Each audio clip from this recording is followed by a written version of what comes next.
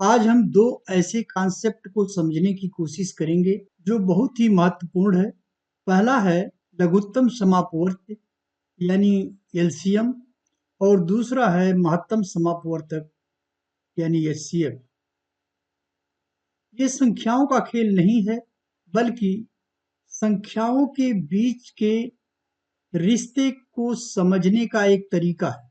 यह एक पैटर्न की भाषा है। इसके पीछे के मतलब को हम समझेंगे और जानेंगे कि हमारे असल जीवन में ये कहाँ-कहाँ काम आते हैं, और कुछ शॉर्टकट भी सीखेंगे जो यह दिखाते हैं कि गणित कितना सुंदर भी हो सकता है। स्वागत है हमारे चैनल शर्मा सर पीसीएम में। आज हम आपको अपवर्त्य और अपवर्तक निकालने का तरीका और अपवर्त्य और अपवर्तक होते क्या हैं और एलसीएम और एचसीएफ निकालने के लिए गुणनखंड विधि और भाग विधि से कैसे एचसीएफ और एलसीएम निकालते हैं, भिन्न और दशमलव संख्याओं का एलसीएम और एचसीएफ निकालने का क्या तरीका है, और कुछ व्यवहारिक प्रश्न जो हमारे जीवन में काम आते हैं उन्हें सीखेंगे। तो चलिए सबसे पहले हम बुनियादी सवाल से शुरू करते हैं। अपवर्त्य और अपवर्तक, यह देखने में दोनों एक जैसे लगते हैं, परंतु ये एक जैसे नहीं होते हैं। इनमें जमीन आसमान का फर्क होता है। अपवर्त्य क्या है या मल्टीपल क्या है? इसका सीधा सादा अर्थ होता है पहाड़ा। अर्थात यदि हम 7 के पहाड़े को देखें तो 7 एक के 7 होगा, 7 दूनी 14, 7 त्रिक 21, 7 चौक 28, 7 पचे 35। इस प्रकार से ये जो 7, 14, 21, 28 नंबर आ रहे हैं, ये सब 7 के मल्टीपल हैं या 7 के अपवर्त्य हैं। ये संख्याएं अनंत संख्याएं होती हैं। अपवर्तक ये वे संख्याएं हैं जो किसी दी गई संख्या को पूर्णतः विभाजित करती हैं। अर्थात उन संख्याओं के अपवर्तक जो अपवर्तक संख्याएं हैं, अपवर्तक के पहाड़े में दी गई संख्या अवश्य आएगी। जैसे 18 के अपवर्तक हैं 1, 2, 3, 6, 9, 18। इसमें 1, 2, 3, 6, 9, 18 के पहाड़े में 18 अवश्य आएगा। अपवर्तक संख्याएं सीमित संख्याएं होती हैं, अर्थात जैसे ब्लॉक बिल्डिंग। अब कुछ संख्याओं के अपवर्त्य यदि हमें निकालना है, जैसे एक प्रश्न है 7 के प्रथम 5 अपवर्त्यों का योग निकालना है। तो चूंकि 5 अपवर्त्य हैं, इसलिए हम 7 को बाहर ले लेंगे और 1 से लेकर के 5 तक की संख्याओं का योग होगा। अगर इसको साधारण तरह से देखा जाए तो ये 7 + 14 + 21 + 28 + 35, इस तरह से इन सभी संख्याओं का योग करने पर जो आएगा, यह प्रश्न में पूछा गया है, जिसमें आपको टाइम अधिक लगेगा। इसलिए 7 को आप बाहर लेकर के कोष्ठक में 1 से 5 तक के संख्याओं को जोड़ना है, और 1 से 5 तक लगातार संख्याएं अगर हैं तो इनका जोड़ने का जो तरीका है वो यहाँ पर इसको इस तरह से लिखेंगे। 7 गुणे 1 से 5 तक की संख्याओं को जोड़ना है तो 5 लिखिए, और 5 में 1 जोड़ा जाए 6 होगा, और बटे 2 कर दिया जाए तो ये होता है संख्याओं का जोड़। 2 तियां 6, 5 तियाएं 15 गुणे 7, 15 सत्ते 105, और 105 इस तरह से ये संख्या निकलेगी। इसी तरीके से 7 के प्रथम 15 अपवर्तों का योग निकालना है। तो इसे निकालने के लिए हम संख्याओं को जोड़ें, एक लॉन्ग प्रोसेस होगा। इसके लिए भी हम क्या करेंगे, 7 गुणे संख्याओं का योग 1 से लेकर के 15 तक की संख्याओं का योग करना है। सबसे पहले आप लिखेंगे 15 संख्याएं हैं तो लिखेंगे 15 गुणे 1 इसमें जोड़ देंगे, कुल संख्याओं में 1 जोड़ेंगे तो 16 हो जाएगा। यानी सूत्र हमारा है n प्लस 1/2। इस सूत्र के सहयोग से आप इसे निकालेंगे। 15 गुणे 15 में 1 जोड़ लीजिए 16 हो जाएगा और बटे 2,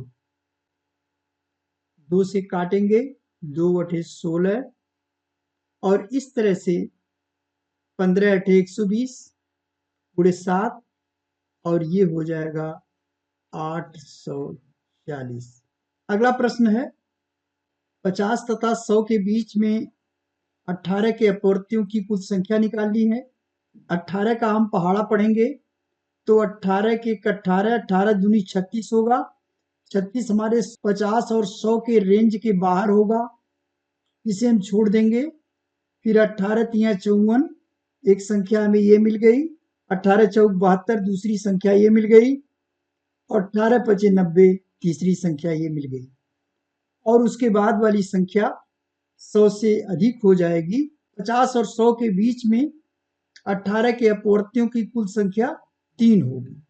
एक प्रश्न है कि 36 के कुल अपवर्तकों की संख्या निकालनी है। 36 में हम 2 से भाग देंगे 18 आएगा, 18 में 2 से भाग देंगे 9 आएगा, और 9 में 3 से भाग देंगे तो 3 आएगा। इस तरह से 36 के जो अपवर्तक होंगे वो 2 टू द पावर 2 और 3 टू द पावर 2 होंगे।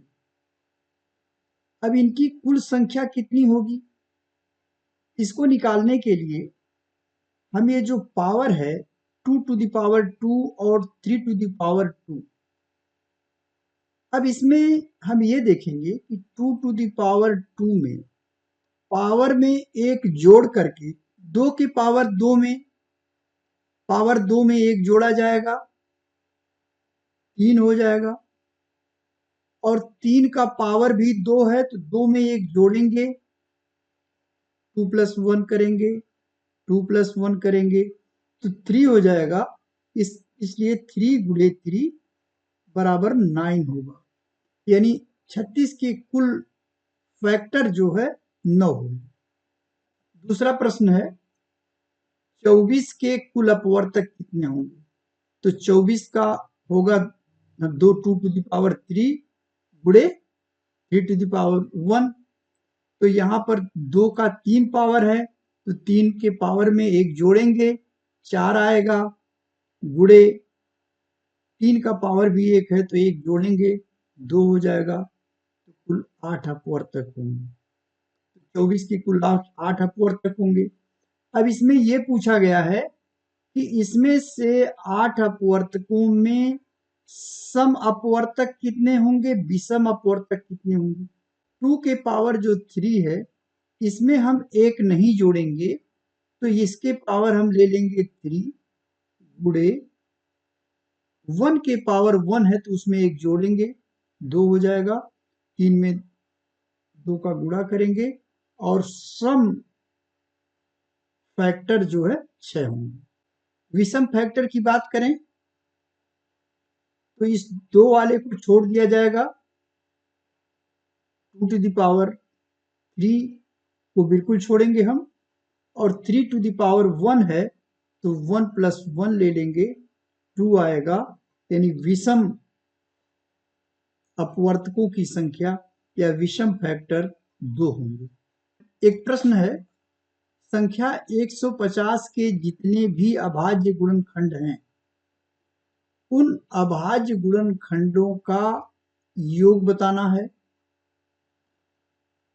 सम अभाज्य गुणनखंडों का योग और विषम अभाज्य गुणनखंडों का योग बताना है। तो इस प्रश्न को शॉर्टकट तरीके से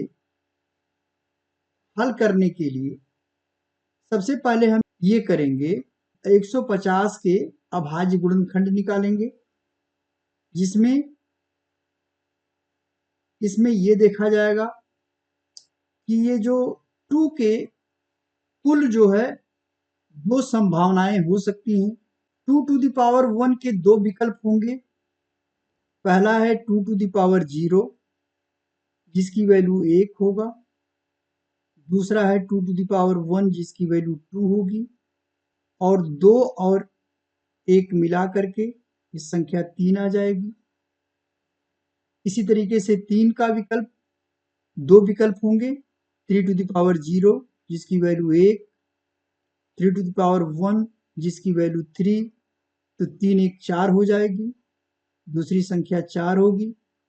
और 5 के 3 विकल्प हैं, 5 के पावर 0, 5 के पावर 1, तो यहाँ पर ये हो जाएगा 1, 5 की पावर 1 5, और ये 5 के स्क्वायर का पावर होगा 25 की वैल्यू होगी 25, 5 के स्क्वायर की वैल्यू होगी 25, और ये हो जाएगा 31। तो 31 गुणे 4 गुणे 3 करेंगे तो संख्या 372 आएगा। अब इसमें ये पूछा गया कितनी सम फैक्टर हैं और कितने विषम फैक्टर हैं। तो सम फैक्टर के लिए 2 टू द पावर 1 जो है, इसके हम केवल एक ही विकल्प लेते हैं। कुल संख्या में तो इसमें 2 विकल्प लेंगे, 2 टू द पावर 0 और 2 टू द पावर 1। लेकिन 2 टू द पावर 1 में हम सम फैक्टर का योग जब निकालेंगे तो उसमें हम केवल सम फैक्टर लेंगे। तो सम फैक्टर के कारण क्या होगा कि 2 टू द पावर 0 इसकी वैल्यू होगी 1, जो कि विषम फैक्टर हो जाएगा। 1 एक विषम फैक्टर होगा, इसलिए 2 टू द पावर 0 की वैल्यू हम नहीं लेंगे, केवल 2 टू द पावर 1 की वैल्यू लेंगे। सम फैक्टर का योग करना है, और बाकी जितने विषम फैक्टर हैं इनको हम उसी सेम तरीके से लेंगे। क्यों? क्योंकि सम फैक्टर और विषम फैक्टर का जो प्रोडक्ट होता है, दोनों का गुणा करने पर वो सम ही आता है। तो इसलिए इसको हम विषम वाले फैक्टर को पूरा ले लेंगे। तो यहाँ पर हो जाएगा 3 टू द पावर 0 का होगा 1, यहाँ पर 2 टू द पावर 1 का 2 आएगा, 3 to the power 0 1 plus 3 to the power 1 3, 3 1 4 होगा, और 5 पावर 0 1 होगा, प्लस 5 और प्लस 25, और ये हो जाएगा 31, और तीनों का मल्टीप्लाई करेंगे तो हमारे पास रिजल्ट 248 आएगा। विषम फैक्टर का योग करना है, तो विषम फैक्टर की योग करने के लिए इस 2 को हम बिल्कुल हटा देंगे, और बचेगा हमारे पास 3 टू द पावर 1। तो 3 टू द पावर 1 के विकल्प होंगे 3 टू द पावर 0 और 3 टू द पावर 1 3, 4 हो जाएगा। दूसरा 5 टू द पावर 0 1 इसकी वैल्यू, प्लस 5 प्लस 25, यानी इसकी वैल्यू हो जाएगी 31। तो इस तरह से 1 इंटू 4 इंटू 31 करेंगे तो 124 आएगा, और ये विषम फैक्टर का योग होगा। तो इस कॉन्सेप्ट से आप कोई भी सवाल आए तो बड़ी आसानी से आप उन फैक्टर्स का योग डायरेक्ट बता सकते हैं, बिना उन संख्याओं को जोड़े ही। अब हम लघुत्तम समापवर्त, एलसीएम और महत्तम समापवर्तक इसको जानेंगे। एलसीएम होता है वह छोटी से छोटी संख्या जो सबसे विभाजित हो, यानी एक ऐसी संख्या होगी जो दी गई संख्याओं से विभाजित होगी। और एचसीएफ क्या है? वह बड़ी से बड़ी संख्या है जो सबको विभाजित करे। कई संख्याएं दी हुई हैं, तो इन संख्याओं को विभाजित करे। अब एलसीएम और एचसीएफ निकालने के एक विधि है गुणनखंड विधि, जिसको हम प्राइम फैक्टराइजेशन कहते हैं, जिसमें जैसे एक प्रश्न है 15, 25 और 60 का एलसीएम निकालना है, तो 15 को हम फैक्टराइज करेंगे, 3 गुणे 5 होगा। 25 का 5 गुणे 5 यानी 5 स्क्वायर होगा, और 60 का होगा 2 की पावर 2 गुणे 3 गुणे 5। इस तरह से हम जैसे 60 है तो 60 को फैक्टराइज करेंगे, 60 2 से काटेंगे 30 आएगा, 15 आएगा, उसके बाद 3 से काटेंगे 3 पचे 15 होगा, और फिर 5 से काटेंगे 1 आएगा। एलसीएम निकालने के लिए हम क्या करते हैं कि सबसे पहले देखते हैं कि सभी संख्याओं में, ये जो संख्याएं दी हुई हैं 15, 25, 60, सब में कौन कौन से फैक्टर हैं। तो सब में मैं देख रहा हूं, एक तो फैक्टर है 2, एक तो फैक्टर है 2, दूसरा फैक्टर है 3, तीसरा फैक्टर है 5। ये कहीं न कहीं मौजूद है। अब इनका हम ये देखते हैं कि इनका हाईएस्ट पावर का क्या है, और उसको आपस में गुणा करते हैं तो एलसीएम निकल जाता है। अब जैसे 2 का हाईएस्ट पावर क्या है, 2 का हाईएस्ट पावर 2 है, तो 2 टू द पावर 2 करेंगे हम, 2 टू द पावर 2। फिर 3 का हाईएस्ट पावर 1 है, 3 टू द पावर 1।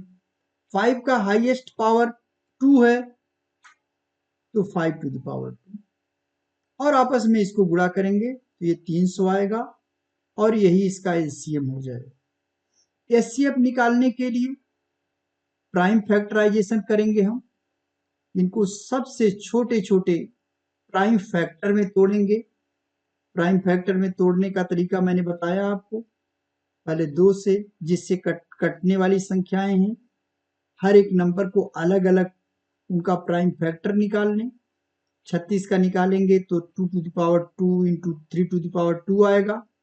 इस तरह से 12 का 2 to the power 2 into 3 to the power 1 आएगा, और 72 का 2 to the power 3 into 3 to the power 2 आएगा। अब इसमें हम ये देखते हैं कि कौन सा फैक्टर ऐसा है जो तीनों संख्याओं में है।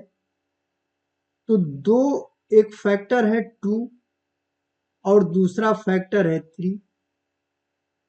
पहले हम फैक्टर निकालेंगे जो सभी संख्याओं में मौजूद है, तो इसमें फैक्टर है 2 और 3।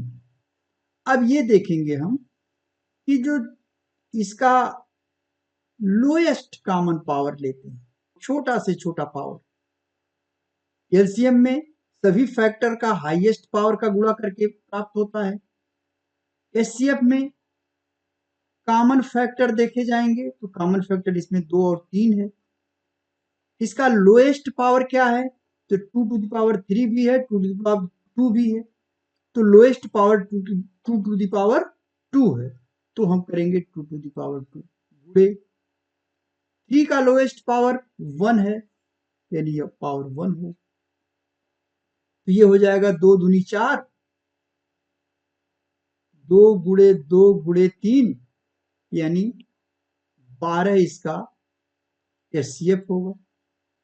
दूसरा भाग विधि है, भाग विधि से एलसीएम निकालना है 16, 24, 36 और 54 का। पहले हम 2 से काटेंगे, 2 बटे 16, 2 12 24, 2 18 36 और 2 27 होगा, 54 को काटने पर आएगा। पुनः हम 2 से काटेंगे, 2 चौका 8, 2 छक 12, 2 9 18 और 27 उतार लिया जाएगा। फिर से हम 2 से काटेंगे, 2 दूनी 4, 2 तियां 6, 9 उतार लेंगे और 27 उतार लेंगे। फिर हम 3 से काटेंगे, 2 को उतार लेंगे, 3 एक्के 3, 3 त्रिका 9, 3 नवा 27। उसके बाद पुनः हम 3 से काटेंगे, 2 उतरेगा, 1 उतरेगा, 3 एक्के 3, 3 त्रिका 9 और इस प्रकार से फाइनल फैक्टर होगा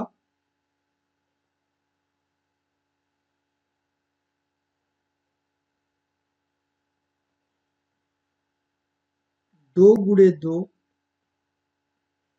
गुणे 2 गुणे 2 गुणे 3 गुणे 3 गुणे 3 बराबर हो जाएगा 16 गुणे 27, 16 सत्ते 112, 112 के 2, हाथ में 11, 16 दूनी 32, 32 और 11 45 और ये आंसर होगा 432। और 18, 24, 87 का एचसीएफ निकालना है, तो इसे हम भाग विधि से करते हैं। सबसे पहले संख्या को हम बढ़ते हुए क्रम में लिख लेंगे, उसके बाद सबसे छोटी संख्या से उससे बड़ी संख्या को भाग देंगे। जैसे 24 में हम 18 से भाग दे रहे हैं, तो 18 के एक बार जाएगा और 6 शेष बचेगा। ये 18 जो है 24 को पूरी तरह से नहीं काट पाया, शेष बच गया 6। अब 6 जो है 18 को काटेगा। 18 को काटने के लिए 6 त्रिक 18 3 बार जाएगा और ये 18 कट गया। 18 और 24 का एचसीएफ 6 आएगा। पुनः हम 87 में 6 से भाग देंगे, 6 के 6, 2 शेष बचेगा, 7 हो जाएगा, 6 चौक 24, 3 शेष बचेगा। और इस अभी 6 ने 87 को पूर्णतया नहीं काट पाया, जो शेष बच गया, अब ये शेष जो है इस डिवाइजर को काटेगा। तो 6 भागा 3 और 3 दूनी 6 और ये पूरी तरीके से कट गया 3 से, अर्थात 3 जो है 18, 24, 27 का सीएफ आया वो 3 आया। अब एक प्रश्न है, find the greatest 4 digit number divisible by 12, 15, 18 and 27। इसमें हमें 4 डिजिट की बड़ी से बड़ी संख्या ज्ञात करनी है, जिसे 12, 15, 18 और 27 ये संख्याएं उस संख्या को अलग अलग विभाजित कर दें, कोई भी शेष न बचे। इसके लिए हम क्या करेंगे, इसके लिए हम 12, 15, 18 और 27 का एलसीएम निकालेंगे और एलसीएम होगा 540। उसके बाद 4 अंकों की बड़ी सी बड़ी संख्या होती है 9999। बड़ी से बड़ी संख्या निकालने के लिए कितने भी अंकों की पूछी जाए उतने 9 लिख दीजिए, तो बड़ी से बड़ी संख्या आ जाती है। चूंकि 4 अंकों का पूछा गया तो 9999 होगा। लेकिन ये संख्या बड़ी से बड़ी तो है, लेकिन इन संख्याओं से ये डिविजिबल नहीं है। तो 12, 15, 18 और 27 का हम एलसीएम निकालेंगे। एलसीएम आएगा 540। अब 540 से हम इस संख्या को भाग देंगे। 9000 999 में हम 540 से भाग देंगे। एक बार जाएगा 540, 9, 5, 4 और 9 उतार लेंगे। इसके बाद 8 बार जाएगा 0, 8 चौक 32 की 2, 8 25 40, 40 3 43, 9 7 279 रिमाइंडर आया और 18 टाइम्स बाकी ये संख्या कट गई, जिसमें 279 शेष बचा। अब इस शेष को अगर इस संख्या से हम घटा दें 9,999 में 279 अगर माइनस किया जाए तो ये बचेगा 9 में से 9 गया 0, 9 में से 7 गया 2 और 9 में से 2 गया 7 और यहाँ पर उतरेगा 9, 9,720। यही संख्या ऐसी होगी जो 12, 15, 18 और 27 से पूर्णतया विभाजित होगी। अब एक प्रश्न है, 4 डिवाइस हैं, पहला 30 मिनट पर, दूसरा 1 घंटे पर, तीसरा 1.5 घंटे पर और चौथा 1 घंटा 45 मिनट पर। ये बीप कर रहे हैं। प्रश्न ये उठता है कि स्टार्टिंग में 12 बजे 12 PM पर ये सभी डिवाइस एक साथ बजे और उसके बाद अब ये कब बजेंगे, भविष्य में एक साथ कब बजेंगे, ये आपको निकालना है। तो जब भी ऐसे क्वेश्चन आए, भविष्य की बात की जाए, भविष्य में एक साथ कब होगा, जैसे भविष्य में एक साथ ट्रैफिक लाइट का जलना, भविष्य में एक साथ धावकों का एक लाइन पर पहुंचना, इस टाइप के प्रश्न जिसमें भविष्य में पूछा जाए कि भविष्य में एक समय कब ये लोग पहुंचेंगे, तो ऐसे सवालों में हम एलसीएम निकालते हैं। सबसे पहले घंटा और मिनट दिया है तो इसको हम जानते हैं कि 1 घंटे में 30 मिनट होता है, तो सभी को हम मिनट में कर लेंगे। 30 मिनट का ऑलरेडी 30 मिनट होगा, 1 घंटे का 60 मिनट और 1.5 घंटे का 90 मिनट और 1 घंटा 45 मिनट का 105 मिनट। अब 30, 60 और 90, 105 का एलसीएम निकालेंगे।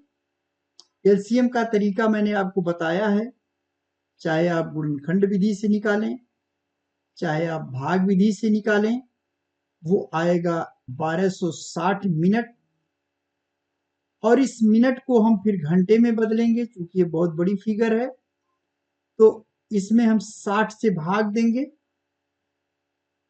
क्योंकि 60 मिनट का 1 घंटा होगा, तो आएगा 1260 में अगर हम 60 से भाग दें, 60 दूनी 120 होगा और 60 बचेगा, 60 के 60, 21 घंटे आएंगे।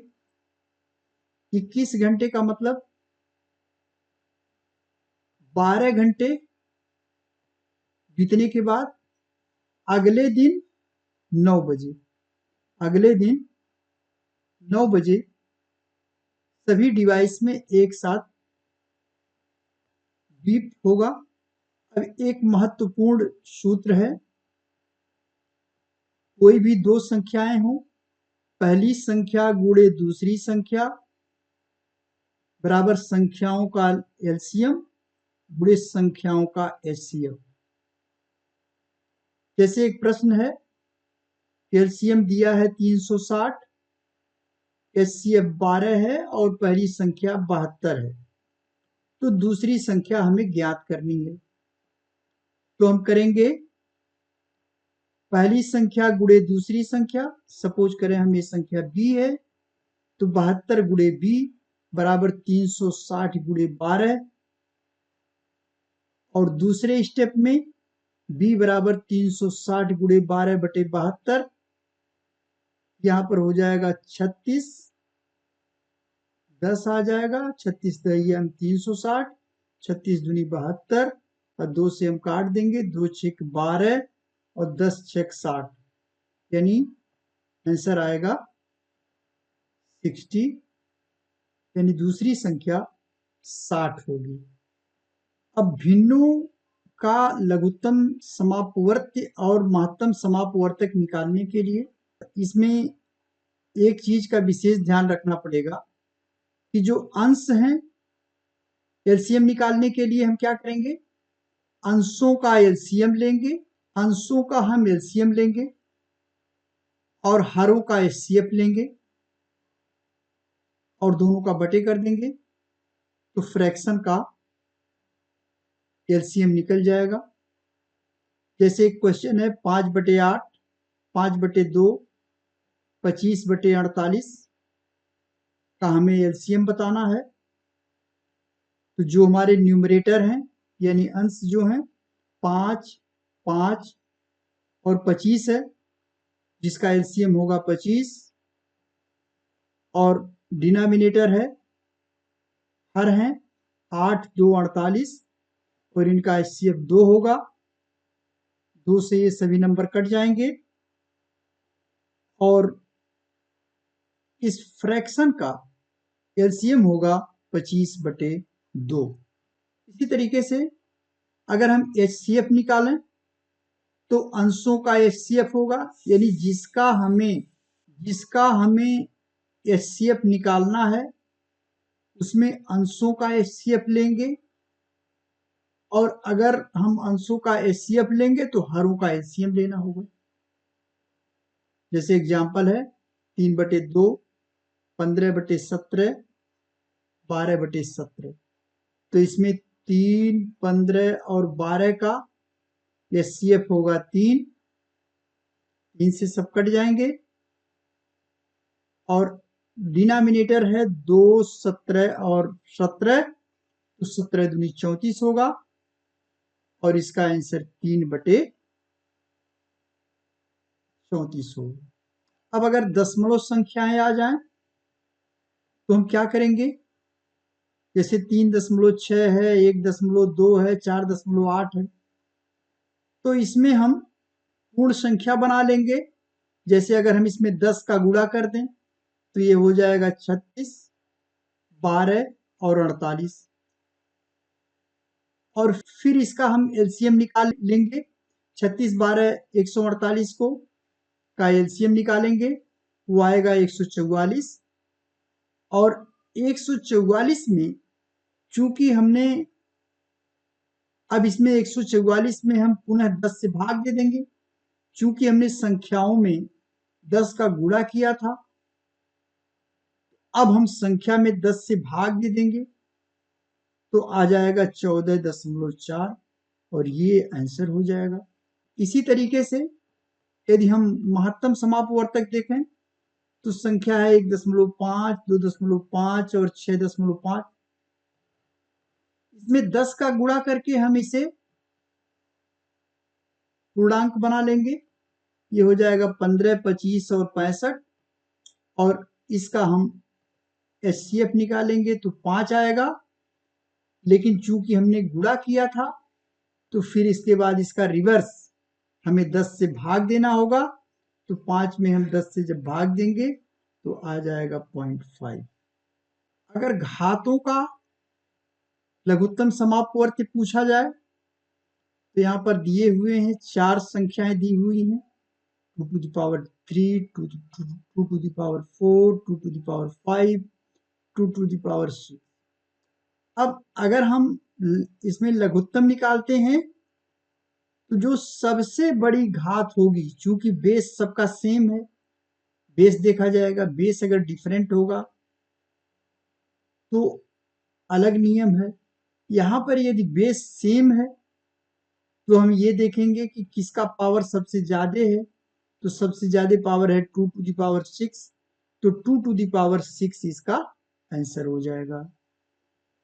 इसी प्रकार से अगर हम एचसीएफ निकालते हैं, जैसे यहाँ पर 4 संख्याएं हैं, 3 to the power 3, 3 to the power 4, 3 to the power 5, 3 to the power 6, तो इसमें हम लोएस्ट पावर देखेंगे कि सबसे लोएस्ट पावर किसका है। तो सबसे लोएस्ट पावर है 3 टू द पावर 3 का, तो इसलिए 3 टू द पावर 3 इसका आंसर हो जाएगा।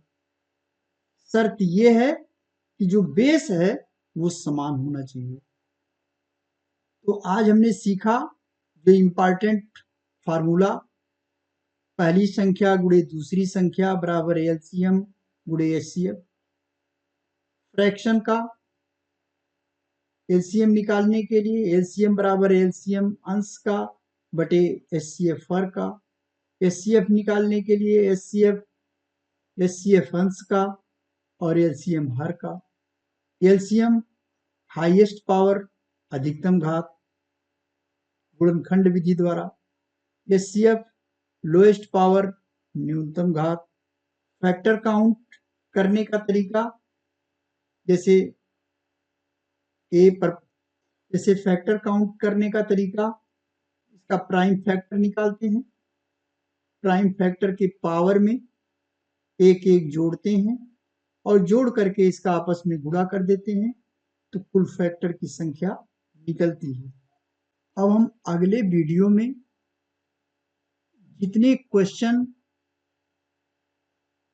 एलसीएफ और एचसीएफ में 2011 से लेकर अब तक जो पूछे गए हैं उनका सलूशन लेकर आएंगे और उसमें सभी प्रश्नों को हल करने का शॉर्ट ट्रिक बताया जाएगा। कृपया यदि वीडियो पसंद आया हो तो इसे लाइक एवं शेयर करें, और यदि वीडियो को पहली बार देख रहे हो तो चैनल को सब्सक्राइब कर दें। धन्यवाद।